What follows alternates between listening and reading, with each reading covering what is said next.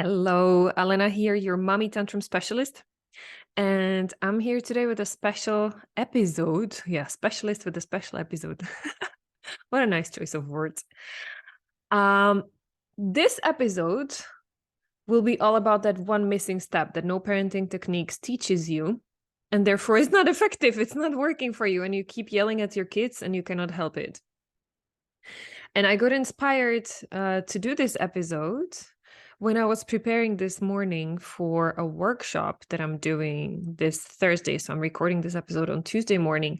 On Thursday noon, I'm doing a workshop that has exactly this same title because over the last month and even like 2 years that I've been doing this, I realized this is one of the main things that most of moms come to me with. Like, I've done courses, I've read books, and I know that's what I was doing when I started yelling at my daughter. I started looking for parenting advice on how to stop it and how, first of all, how to make her stop triggering me.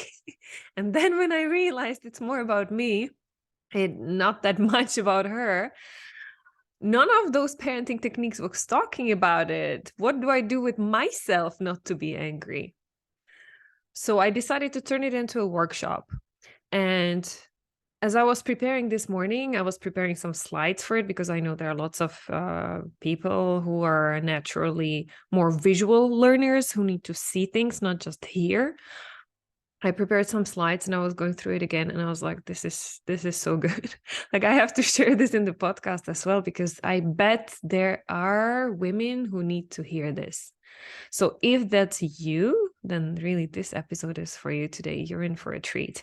If you're listening in any podcast platform and you are a visual learner, you prefer seeing things while you listen to it at the same time, I would invite you to switch over to YouTube. I'm going to give you a link in the description because I'm recording this episode at the same time as a YouTube video. Hi. And there will be the slides. Okay. So for those of you who are watching on YouTube, I am going to ask you just for one little moment of patience as I put up my slides, because I'm going to actually walk you through my presentation as if you were in my workshop. It's a pity you're not in my workshop if you're not going to be there, because that's why I called it like workshop. It's not even a training, because I love having that interaction. I love hearing from you how it's landing, if you get it, if it's you, if I got the description right to what you need. So I love having that feedback. But yeah, unfortunately, this is not a workshop. You're listening to me afterwards, but I would still love to hear from you.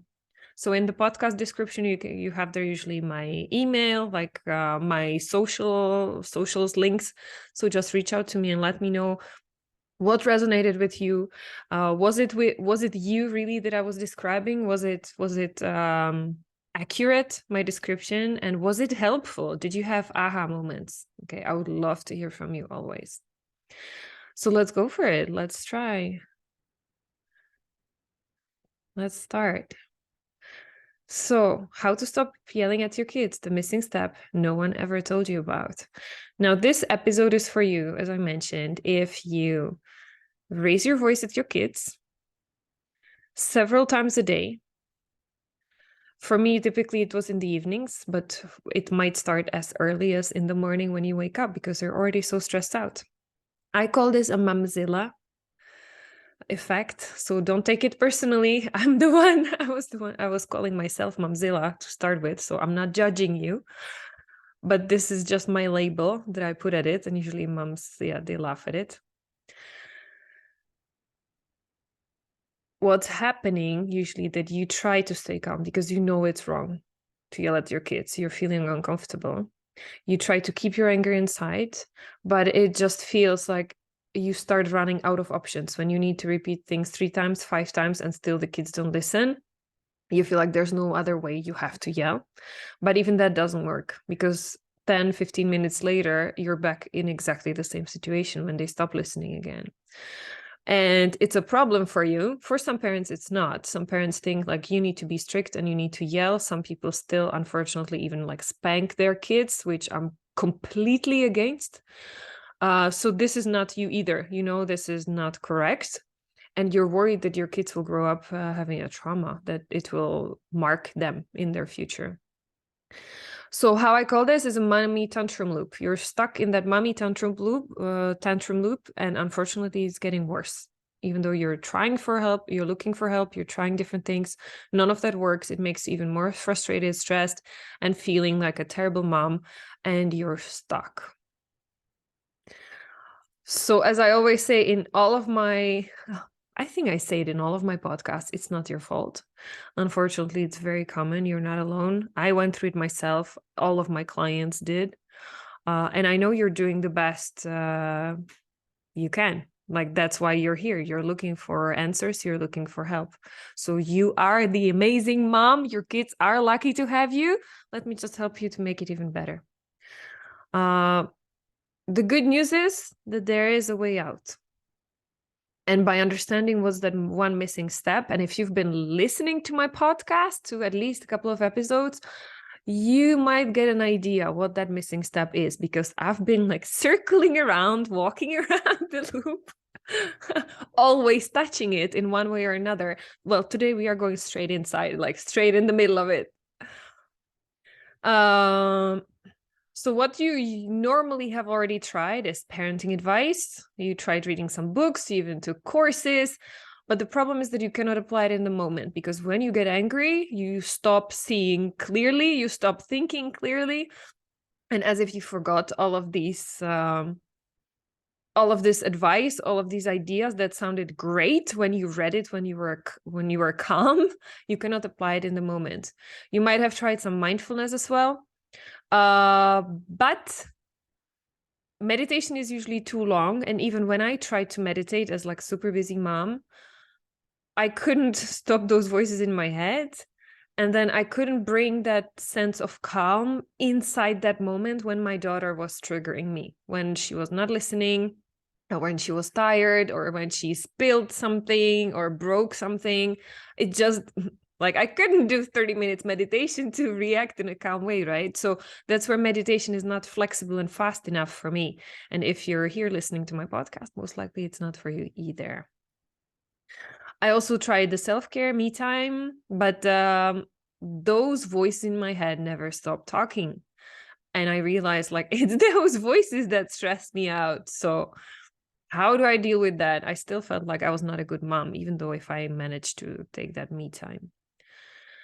While all you want, despite all of this struggle, like you're trying so hard, because all that you want is to have the ability to stay calm, no matter what, even in the evenings when everybody's tired and hungry, so that when a situation happens, you're able to react in a calm way. You do keep your boundaries, but in a calm way, without shaming them, without punishing them, without yelling at them, right? And ideally, you'd love to learn how without spending hours in more trainings, reading more books, or doing those endless meditations. You don't have time for that. So that finally, you feel like you're the best mom they could ever wish for, and they feel loved unconditionally. Right? Is that you? I call that a Zen Supermom, and that's just my name. You can call it whatever you want. For me, Zen Supermom is a reflection of my ideal goal. I want to be a supermom. I still want to have my business, my family, do lots of, like, I'm just looking at the hats that I'm knitting for my brother, doing lots of like funny things, or playing piano that's standing next to me. I want to have time for all of that, but I want to be Zen in the same time. I don't want to stress out because of all of these things that I'm doing. And I don't want to sacrifice any of them. I want to do them all. So that's what Zen Supermom is about. Normally here, if you were in my workshop, I would ask you, how close was that description of where you are, what you're struggling with, and what do you want? I would ask you to put it in percentage. How accurate was that compared to your situation? So you can see and assess for yourself. You can let me know in your email. You can start writing an email, unless you're like multitasking right now, which probably you are anyways. But if you want to send me a feedback afterwards, how accurate was this description of where you're at? How close. So what I'm going to give you in this episode is that one most important step that nobody told you about. That's why you're still here. If you had it, you wouldn't be listening to podcasts and reading parenting books and courses, so that you can stay calm even when you're tired or stressed, and you can shift from that momzilla into Zen Supermom. Sound good? If that's what you want, let's go for it. Now, this is the point where you might want to switch over to YouTube if you're curious. I'm sharing here a picture of me with my mom, who was momzilla. I loved her. I don't say it with any, not even with a pinch of blame or anything, trying to make her guilty or whatever. I loved her. In my mind, I had a super happy childhood. I had no trauma. I had no problems. I had a super happy childhood. The problem was that my mom was a super mom. She wanted to do it all as well. But at the time when she was becoming a mom, like there was no help like this, like we have today. No internet. She didn't speak any other foreign languages. She couldn't get the help. And the therapy at the time was not even like, not even close to where we are today. So she didn't get the help.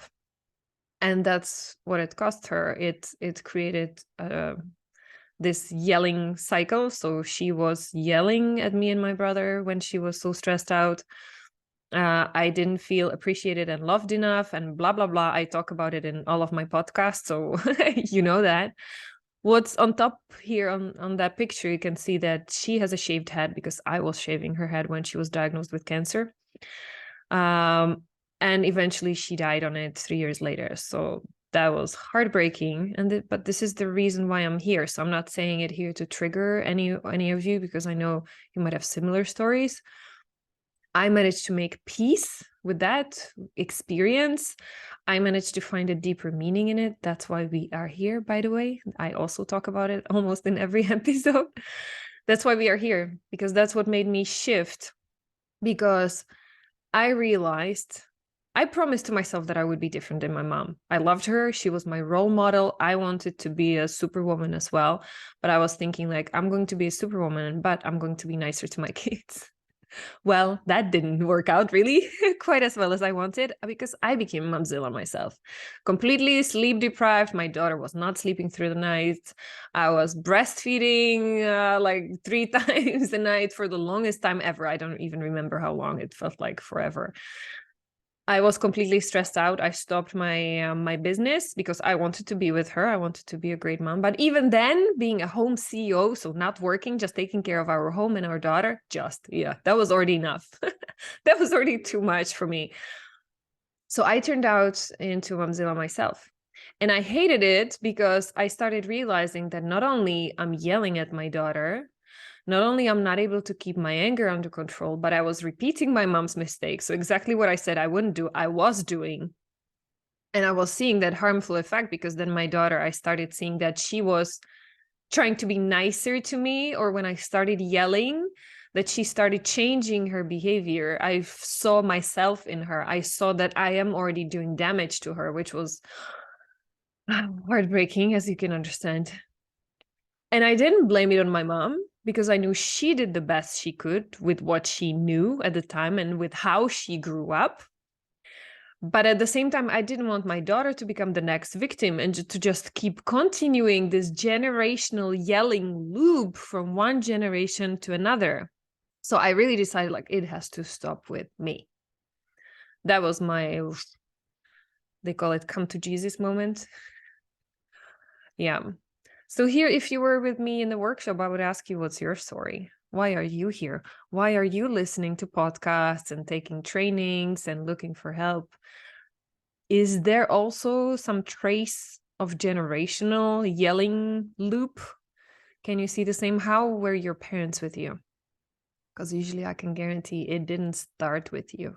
Your anger and your yelling is a response to something that happened in the past. And by the way, spoiler alert, that's exactly where we are going, because that's your missing step.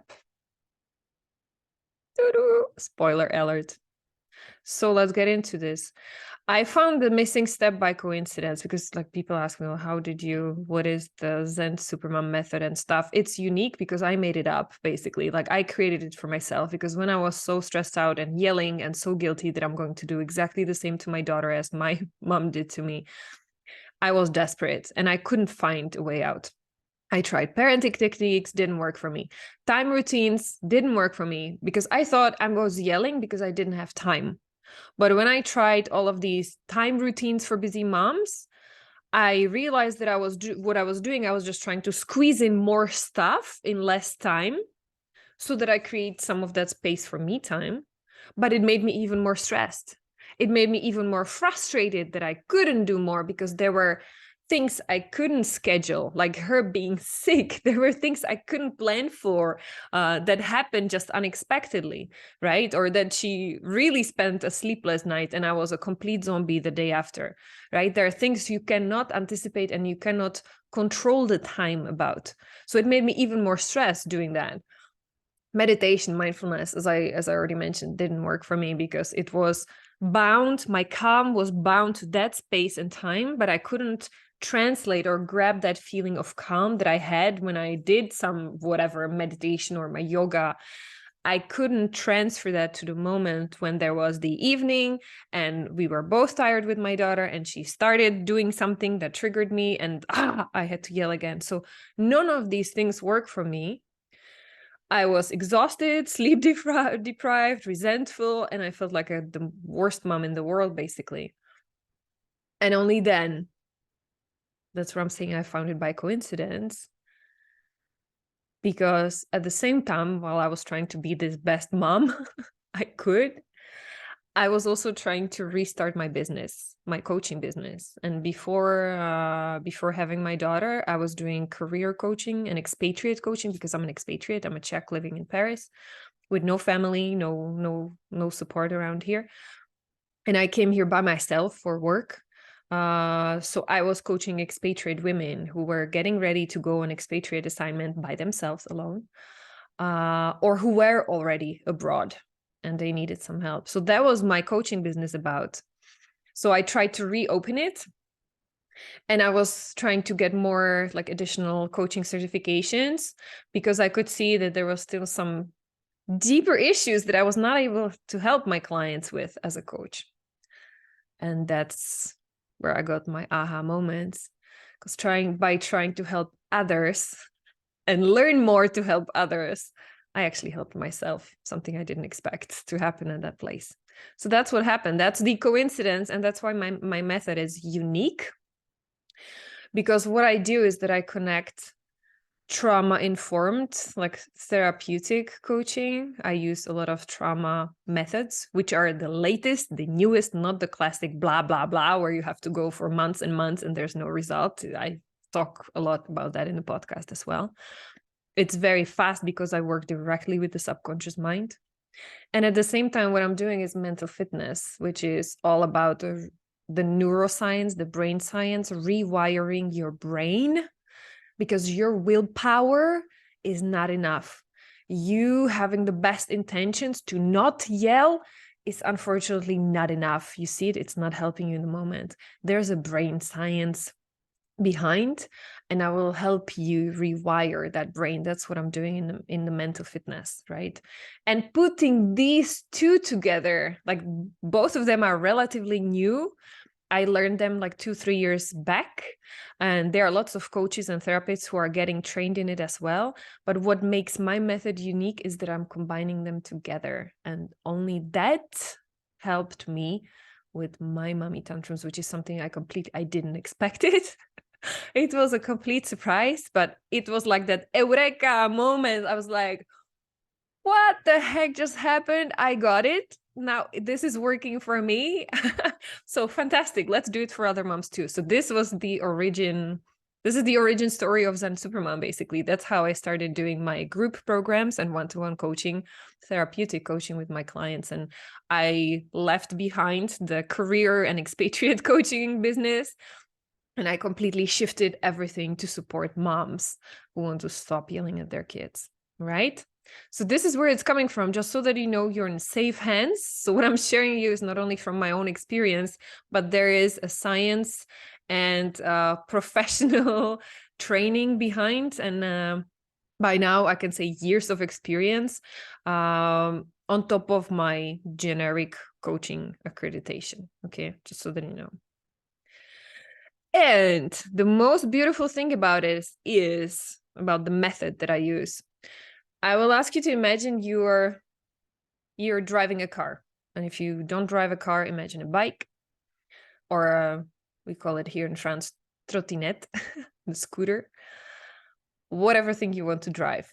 Imagine you want to drive it, you want to go really fast, really far, but it's chained. Like either your trottinette is chained, or if you're sitting in the car right now, imagine you have a handbrake on. And then somebody comes and you're like, how come I'm not moving? And you start asking people around and they tell you, well, just push on the gas pedal. And yeah, if you want to go there, you have to steer left. You want to go there, you have to steer right. And you're like, but this thing is not moving. I'm still stuck. Like, what do I need to do? And just like, yeah, get more gas, go faster, go fast, put on more gas. Well, what if you could release that freaking handbrake? What would that do? Because that would finally get you moving in the direction without you even having to do more or different or learning or any extra time, right? If only you released that handbrake. And that's the missing step that I'm talking about. Like, that's how I advertise. That's how I hooked you on listening to this episode, to tell you about that missing step. Well, that's the missing step that no parenting techniques tell you about. Because they tell you what to do differently and how to do more. And they give you all these scripts and they explain to you the childhood psychology, but you're trying to go and you have like, it's that handbrake is still on. You cannot move from where you are. Right. So this is by learning what it is. That's what will help you finally get moving with all those parenting techniques, all that advice. That's what will make it work for you. So, are you ready for a little detective game with me to find your handbrake? Because they're like, what the heck are you talking about? Handbrake? Like, we're talking about me getting angry with my kids. Like, what handbrake is there? So, I'm going to help you find your handbrake if you want. Some people call it can of worms. Well, I choose to look at it as, well, let's do the detective work so that finally, at least you know what you're dealing with and you can change it, right? So ready? Curious detective game. First step. Think about the last time you yelled at your kids and you regretted it. Bring that picture up in your mind's eye. And then focus on how it felt in your body right before you yelled out. What were the sensations in your body before it happened? Get in it fully. And start listening to the voices in your head. Right before you yelled out, what did you hear in your head? What were you telling yourself? For me, usually was, I'm feeling out of control. Like, I don't know what else to do. I told her 3 times, or I told her not to do this. She did it, and then it broke, or it messed up everything. So now it's costing me even more time. I feel helpless. I feel not respected, not appreciated because I'm doing so much around the house. Nobody sees it. Nobody cares. And it's just too much. I cannot take it anymore. Like, it's too much. And it made me feel unheard, unloved, completely exhausted. What was it for you? And then, as if you could, skip back across time to the first experience when you ever felt that way in your life. And here's the detective work. You can imagine like you're the dog that follows the trace to go all the way back. Just feel that feeling in your body. Hear those voices in your head. When is the first time ever that you can remember you felt that way?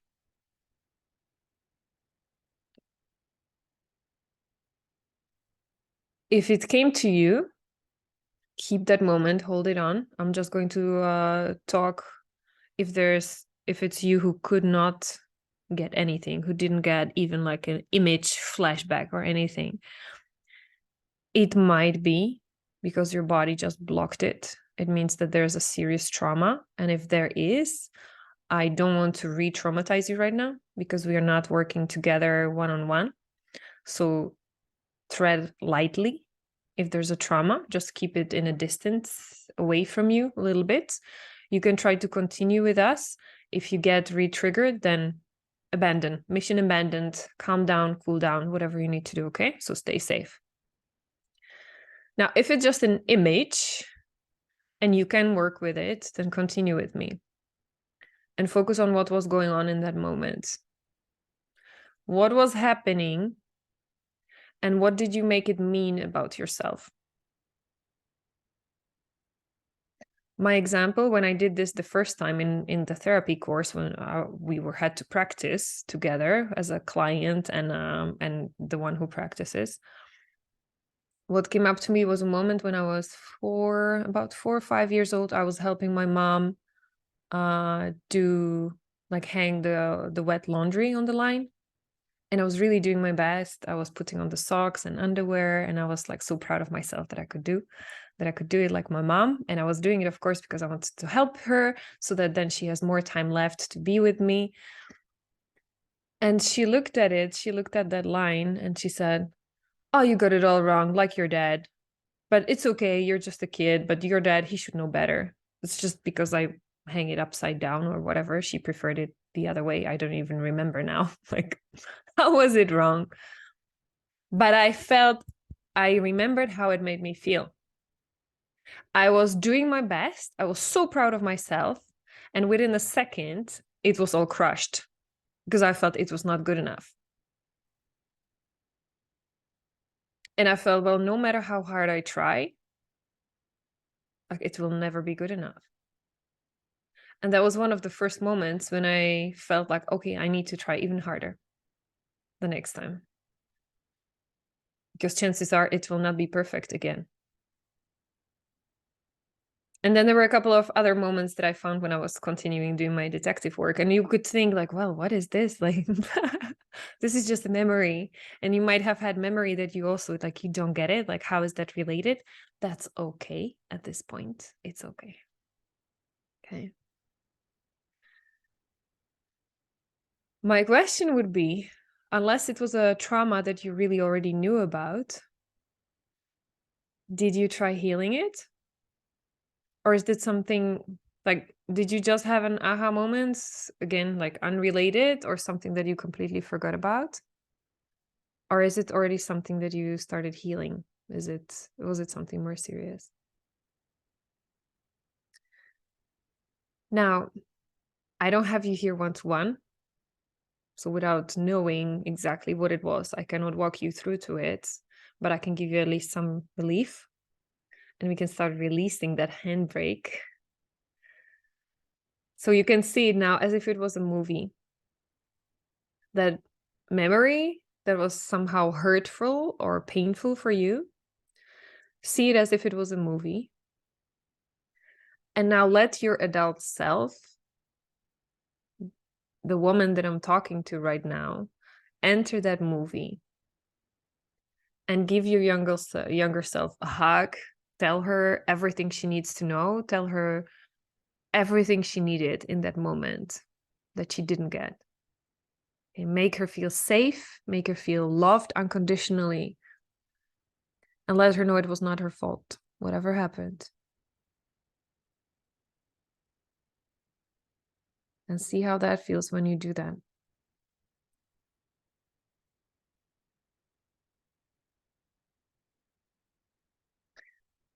You can spend as much time with her as you want because it's in your subconscious mind. The time flows differently there. So if you want to spend like the full day or a weekend with your younger self, do that. You can do that. You can imagine you're having a weekend in some fun place where she feels great and you're just reinforcing whatever she needs to hear. You're giving her all the hugs and kisses and you're making her feel perfect the way she is. Like everything she was craving, you're giving it to her. And then make a commitment to revisit her as often as possible, especially in the next 48 hours.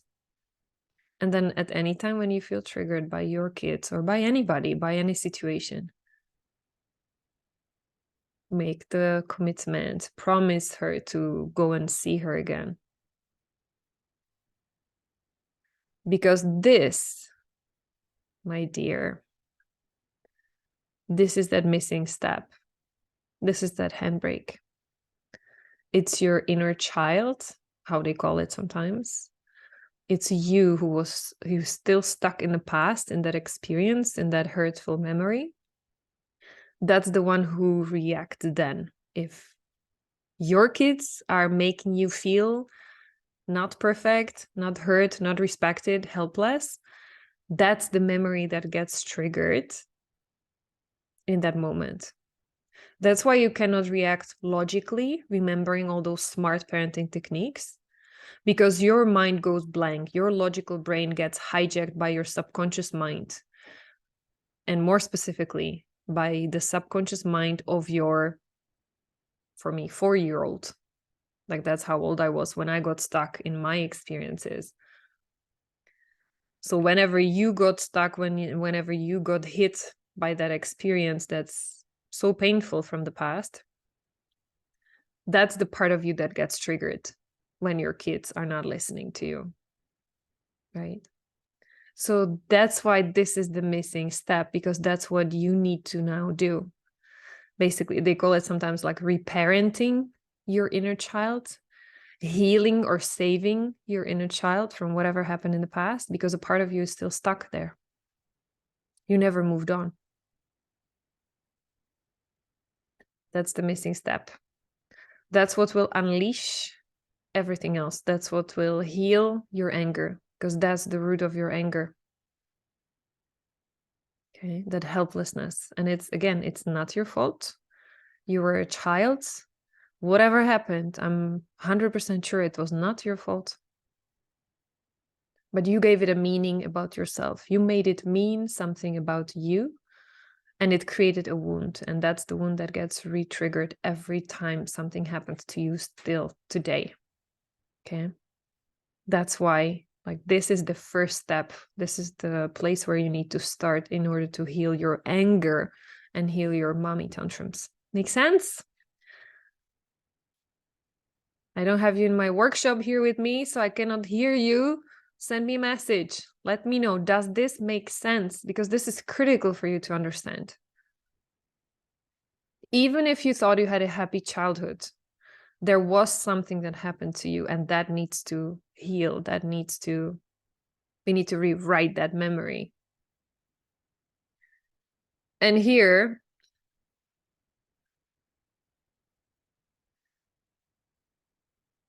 you might be asking, well, is that it?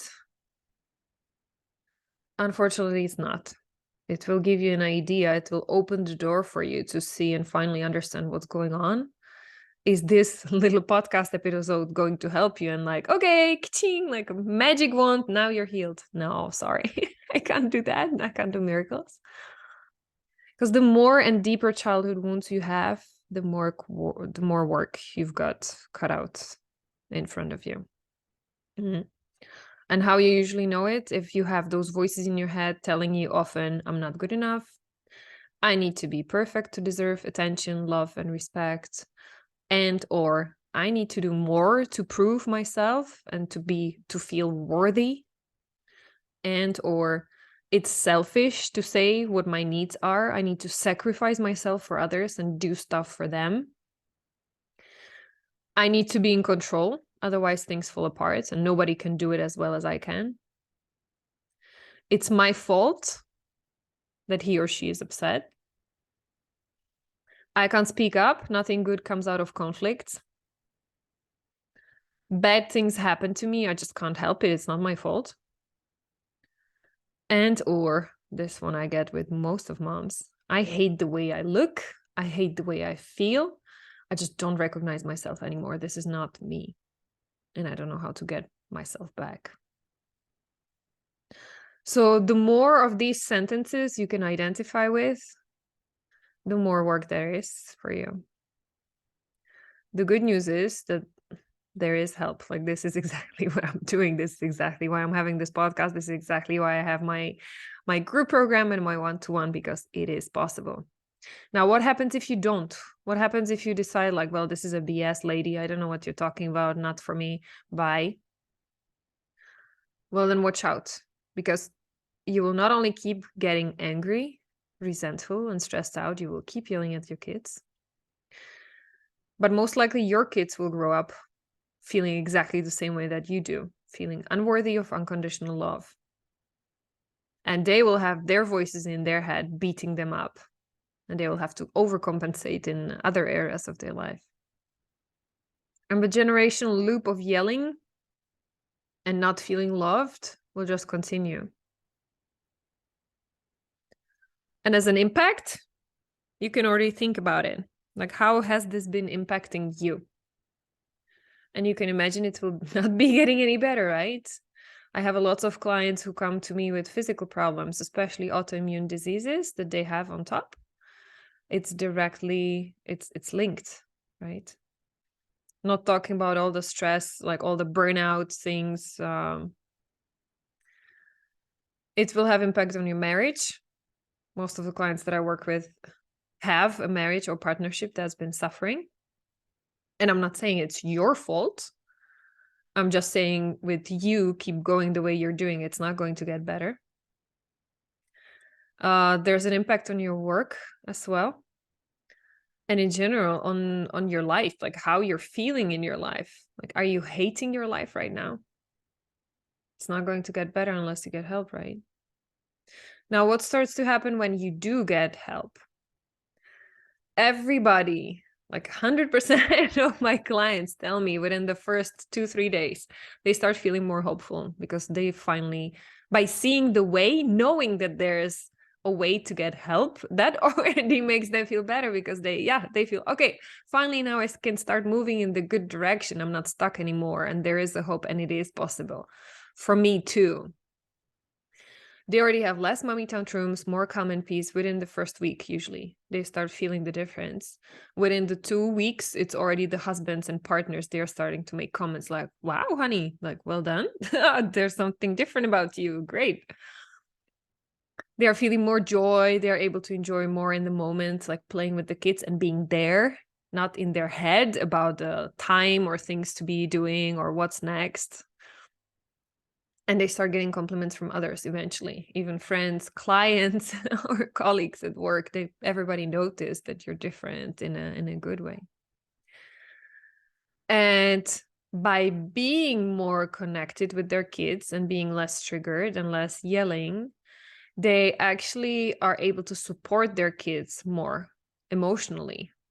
So even the kids have less tantrums and they are listening more. So without even learning any extra parenting techniques, and I'm always telling everybody, I'm not a parenting expert, but 90%, I don't have statistics, so this is a made up number, but like for vast majority of my clients, they don't even need to go into any parenting course after we work together, because by being more attuned to their kids, they are able to see what their kids need in the moment.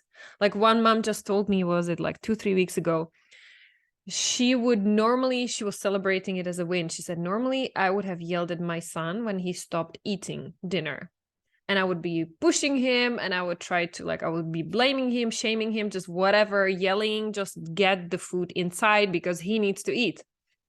It was he's like 18 months, 2 years old. And then she said, but because I did the techniques that we talk about, I practiced, I was able to get calm in the moment. I tuned into him. I really saw him, what was going on.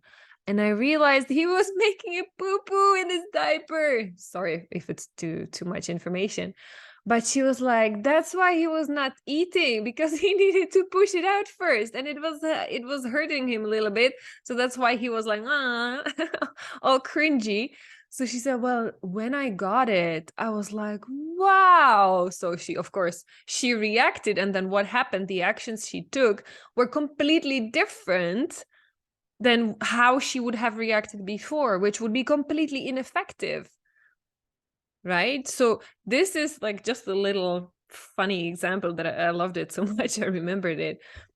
because that's what happens when you see your kids for whom they are and you are able to see what's going on with them really without any of your own filters, your own trauma, your own trigger that's biasing, that's making your view skewed. You don't see truly what's happening in front of you. You're not reacting to your child right now when you're yelling. You're reacting to your own hurt from your past. So only when you clean that up, you're able to see actually what your kids need in the moment. What's the best way to help them to get stable and more solid emotionally so that everybody is having a better time. Make sense? Can you think about your examples? When you were calm and you could see what your kids needed and it was not a parenting script. And then times when you probably missed it because you were too stressed out. You didn't take care of your own blah inside. So you took it out on your kids and it was not what they needed. You saw it afterwards. This is the power of this one missing step.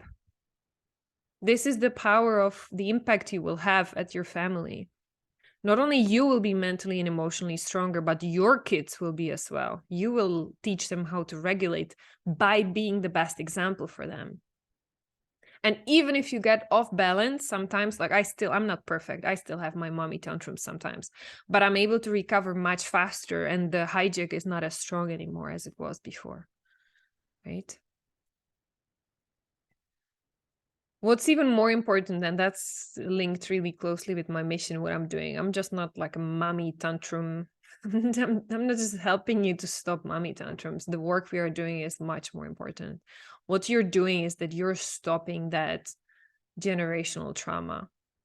You stop giving it onto your kids, making them feel not heard, not seen, and needing this kind of help 20, 30 years later from now. You become the best role model for effective stress management. Your marriage and relationship will improve because there will be less misunderstanding, less drama. You will be able to see when your partner is making mistakes because it's their trauma, something they need to work on. So you cannot do it for them, but you will stop taking it personally and you will be able in a better place to make your decisions. Like, is this relationship, am I staying in it because I want it, because I love him, or am I staying in it because of my trauma? Like, is this a healthy relationship? And if it is, how can we together make it better? You are able to turn it around single-handedly by starting to do this work on yourself first without them even having to change. Your relationship will start changing automatically. And I can see it over and over again with all of my clients. And then, of course, your health and longevity will improve as well. Because that's where, again, that's where it all started with me and the cancer story of my mom. I just went on this mission to find out, like, to break that cycle so that I don't get cancer, so that I stay healthy. And I will be living here happily for decades to come so that I can be here supporting my daughter. And she doesn't have to suffer seeing her mom die when she's young. So this is why you're doing this. This is what we are after. You're not just doing it for yourself, your health, your family, the future generations to come, basically. And then if you're watching on YouTube, you would see I have here quite some testimonials, because you can be thinking like, okay, you have a nice, sweet talk, lady, but can I really trust you? What if it doesn't work for me? So I'm sharing here on the slides a couple of testimonials. I often get even women, and this is heartbreaking as well. Like, they admit to me only afterwards that they were suicidal. They didn't tell me at the beginning, because then I would send them straight for some suicide prevention helpline. They didn't tell me, but only afterwards they sometimes send me emails like this, like, you helped me save my life, which is even like it makes the hair on my arm stand up, because then you realize when you're struggling with something by yourself and you don't reach out for help, how dangerous that is, right? So the good news, because I don't want to make it like a gloomy doom episode, the good news is she got help, and you can get help too. More. Then I have a couple of testimonials talking about 6-week periods, because they come from as from my survey, because I have a group program that takes 6 weeks. So I always do survey to check in with ladies how it worked for them. So I have a couple of testimonials here to show how great, how well it works, even when it's done in a group in 6 weeks. So, my dear listener, you have a choice. You can either continue on this tantrum loop, keep yelling, keep giving it to your kids, and them, I hope it will not be me working with them 30 years later, but someone else will have to probably. Or you can start feeling calmer already by the end of next week, because this is how fast the help is when you start doing it. So the choice is yours. Which one would you rather do? And here, if you were in my workshop, I would invite you to book a call with me. But here you're listening or watching a podcast. So I'm going to invite you to reach out if you want my help. At the time of this recording, which is early April 2023, I still have some one-to-one sessions, like one-to-one space free. That might change later on throughout the year. Definitely the entire August, I'll be taking off. I won't be taking any new clients. So if you reach out and it's still spring or early summer, you might have the chance to get in. If it's later in the year, I'll be limiting my one-to-ones to have more space for the group, because that's the other way how I help. It's that 6-week group program. And that works beautifully with women. It works with everybody, from those who think like, I don't have any childhood trauma. I had a happy childhood, but yes, I have those nasty things in my head and I cannot control my anger. All the way to women who know they had a trauma, but talking blah, blah therapy didn't help them. So I can help them too.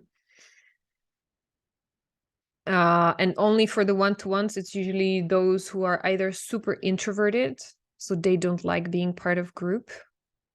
They want to have a private conversation with me. And those who had some of those serious forms of trauma, they come for one-to-ones. Or those, on the other hand, who have no idea. Because the memory function of the brain is created when we are about 3 years old. That's where long-term memory, like your brain is developed enough to have a long-term memory. That's why I usually don't remember anything when you were like a little baby. We don't remember through our brain. But there's a part of you that does remember, and that's connected with your body. Okay. So I am working with therapeutic techniques, including hypnosis, that for those of, like, if it's you who cannot remember even like that nothing happened to you really, but anytime, like when I was doing that detective work with you, if you didn't get any image but you got a sensation in your body, like that something was not right, that would be a signal for me that there is probably something that happened to you when you were a newborn, or even as a fetus in your mom's belly. Something might have happened that impacted you, that created that trace, that mark. And I can work with that as well, but that has to be done in one-to-one setup, right? I cannot do that in a group. So that's the two things I have: a 6-week program and one-to-one practice. And I'm asking everybody always to book a call with me, because none of that is open to just, it's not enough just like pay here, get in. Like, no, I want to know who I'm talking to. I want to make sure that I can help you. So I want to hear like where you're coming from and what do you want, to see that we are a good fit for each other. So that's why I always want to have everybody on the call with me before they get inside in a group or in one-to-ones. Now, I usually hear like objections. I already did a classic talking therapy, blah, blah. So I don't need you, lady. Well, if you're watching the YouTube video of this podcast episode, you will see a testimonial from a lady who did go through super expensive blah blah therapy. It was even some like special method. It cost her $5,000. And she said after 2 weeks in my group program, she already felt like better than in that 5,000 program. And then she booked one-on-one session with me, and she's saying here in this testimonial, you're also right about feeling better in one session with you over any other talk therapy. So amazing. So I just included this testimonial here because the classic blah blah therapy, that's really 30 years back. It's not effective. Please stop it. If you're going for it, you've been there for months, you're not getting much help, please stop it. Let's talk. Another one that I hear often is, I'm already in some parenting courses, which I always say, well, that's great news. That's good, because it tells me that something needs to change. It's not about freebies and like trying to stitch together the different puzzle pieces of podcast here and free ebook there and free workshop there. Like that's not going to do it for you. You need to invest in yourself and give it your dedicated attention. And doing this with me will give you that missing step. It will make all of the parenting learning that you've done, it will make it work. Because it's like releasing that handbrake. Once you deal with your trauma, whatever happened to you that makes you still angry till today, then you will be able to apply all of that parenting advice. It will work for you. As I mentioned, you realize you don't even need it anymore. Because by being emotionally stable and in control, you'll be able to do that for your kids, and with your kids, teach them the same as well. But if you want to, if you want to continue with your parenting courses and stuff, you will find out it works much better. Finally, it will start working now. I don't have the time for this now. Well, if somebody tells me I don't have the time to work with you now, can I work with you later? Like after this is done, or after I'm not that busy and stressed out, well, then I tell them, well, that's exactly my point. That's exactly why you're here, because you are pulled in several directions. And unless you get the help, it will never stop, because you will keep filling your plate. There will be more new projects at work, at home. You have one kid, you will have two kids, or even when they go to school, there will be new problems, whatever. It will never stop. I'm sorry to break it to you. The only way that will make the stress and the yelling stop is when you start working on yourself, right? And I really, sometimes people say that to me, and in the past I let them go, and then they came 3 months later and they were like, you're right, you're absolutely right. And I'm coming back because I feel even worse. I thought it will be better by now, I'll have more time. So I wanted to start working with you, but it's even worse. So please help. So don't do that to yourself. Don't waste your time and money just waiting and hoping. Like, how long do you want to wait? 18, 20 years when your kids are out of the house? Like, what are you doing with your life in the meantime? And what are they going to leave with 18, 20 years later? I don't have the money right now. And on that, I say yes. If you cannot pay your rent and your groceries for the month, then you're right. Then you should just keep listening to this podcast and just try to get the help there. If, however, food and rent is not a problem, it's covered, then what are you doing really? Are you telling me that the money for holidays is more important than you being healthy emotionally and physically, and your kids as well? Is that really true? What is the impact? And don't worry, I'm working with lots of single moms, divorced moms. I know that the finances, like they have less resources than moms who are in, like when there are two incomes. I get it. It's normal. That's why I call it home CEO payment plans. If you're a home CEO, so you're a one income family in whatever shape or form, I have payment plans. So it can work. Just last week, I created even like I broke it down into 12 monthly payments for a mom who's a single mom. The father of the child was never in the picture. They broke up right after she found out she was pregnant and she wanted to keep the child. She's unemployed, so she's on some social benefits right now. She's trying to start a business, so she's investing also in her business to make it fly.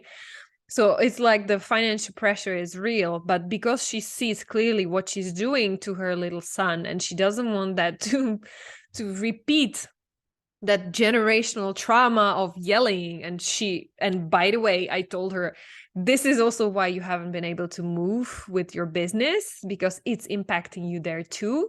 All that imposter syndrome, like, who am I to do this? And it's too tough. And that overwhelm. She had so many ideas, like how she could do it and what she could be doing. It's all related.